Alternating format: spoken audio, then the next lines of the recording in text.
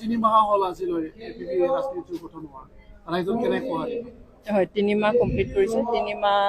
প্ৰায় এসপ্তাহ হৈছে 3 মাহ 4 দিন হৈছে সো ৰাইজৰ ৰেসপন্স আচৰিত ধৰণে পাইছো আমি আশা কৰাতকৈ বহুত বেছি গতিকে আমি এতিয়া বিশ্বাস কৰিছো যে আমাৰ মাজত এতিয়াও সঁচা ৰাজনীতি কৰিব বিচৰা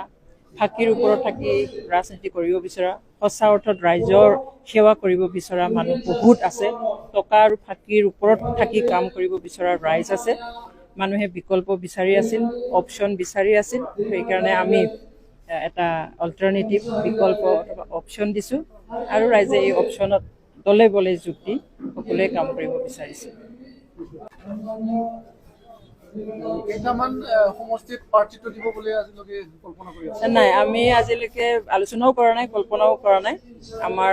CWC কাম জেনাৰেল মিটিং এখন আছে য'ত আমাৰ গোটেই ষ্ট্ৰাকচাৰটো কমপ্লিট হ'ব আমি central women wing youth wing লগতে আমাৰ মাইনৰিটি সেল আদিবাসী সেল আৰু OBC সেল গঠন কৰা হ'ব ইয়াৰ পিছতহে আমি নিৰ্বাচন কেন্দ্ৰিক সকলো বিষয় আমি আলোচনা কৰিম বিজেপিয়ে অকলে নিৰ্বাচন এবাৰ বিটিআৰৰ কেনেধৰণৰ ৰাজনীতি না নৰ্মেলি ইলেকশ্যন সবে অকলে অকলে খেলে কিন্তু আমাৰ নেশ্যনেল পাৰ্টিৰ প্ৰতি ক'বলগীয়া অকণমান থাকে কাৰণ এই BTCটো আমি বহুত দীঘলীয়া সময় সংগ্ৰাম কৰি পোৱা ইয়াৰ কাৰণে আমাৰ ৰাইজে তেজ দিছে জীৱন দিছে ধৰ্ষিতা হৈছে জেলত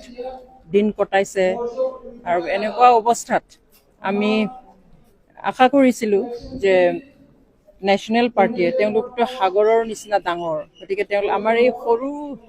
যিটো আমি তেজ জীৱন দি পাইছোঁ সৰু এটা কাউন্সিলত নাহি পেলাই আমাক যদি স্বশাসনৰ ব্যৱস্থাৰ কাৰণে এৰি দিয়া হ'লে আমি সেইটো বেছি ভাল পালোহেঁতেন কিন্তু গণতন্ত্ৰত আহিব পাৰে সেইটো হয় কিন্তু এটা